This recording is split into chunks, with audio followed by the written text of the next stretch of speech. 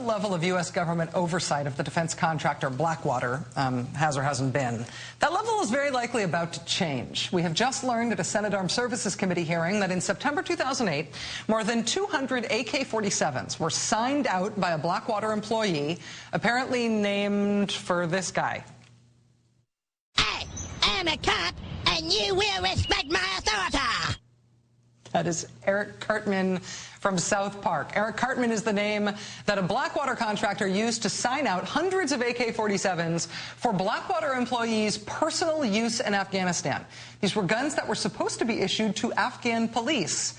And no, there was no one actually named Eric Cartman working for Blackwater at the time. And no, Blackwater employees at the time were not even allowed to possess weapons in Afghanistan without permission, which of course they did not have. In December 2008, after grabbing these weapons they weren't supposed to have, a Blackwater contractor jumped on the back of a moving vehicle with his loaded weapon.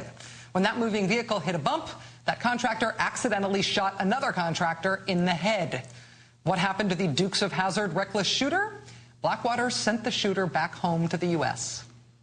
That was it. Blackwater was also nailed today for setting up a shell company for its operations in Afghanistan to avoid being associated with Blackwater's infamy.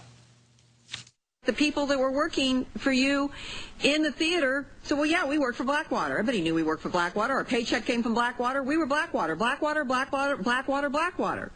Paravant just appears to be a classic example of a cover corporation in order for the people who were doing the contract not to know who they were really contracting with.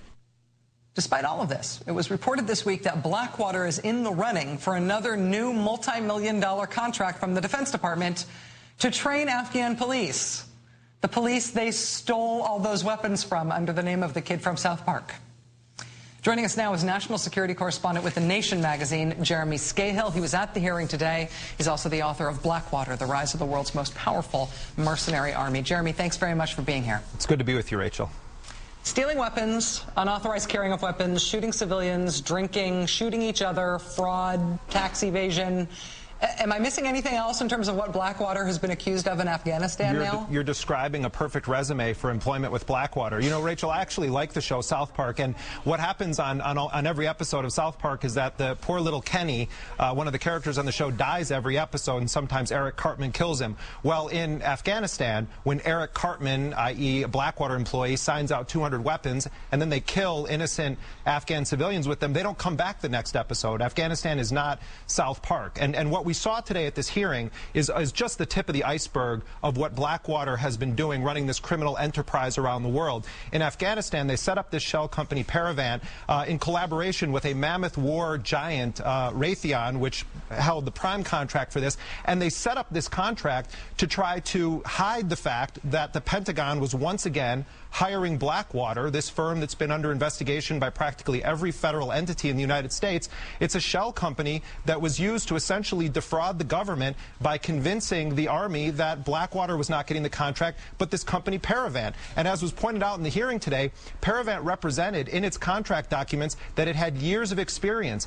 Paravant hadn't even existed for a few months when they got that contract to work in Afghanistan. But I have to say, Rachel, that we're talking about very small details in a much larger picture that has Blackwater as the tip of the spear in assassination programs and involved with all sorts of other dirty deeds on behalf of the U.S. government and other corporations.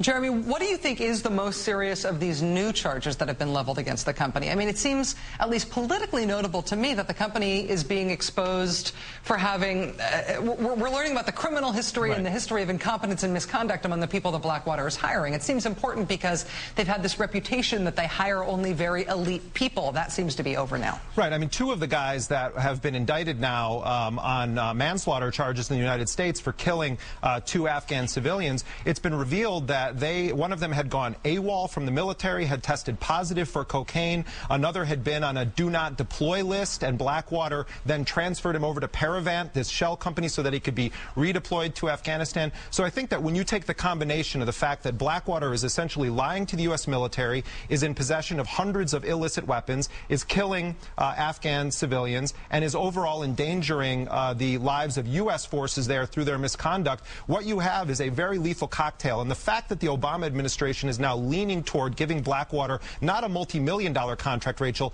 but a $1 billion contract to train the Afghan National Police, I think should sound emergency warning bells for subpoenas to be issued to Eric Prince and other Blackwater executives to go in front of Congress and answer for all the crimes their personnel have committed.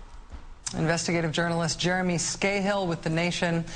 Jeremy, thanks for attending the hearing today so you could report on it with us. Thanks for being on the show tonight. Appreciate your time. Thank you, Rich.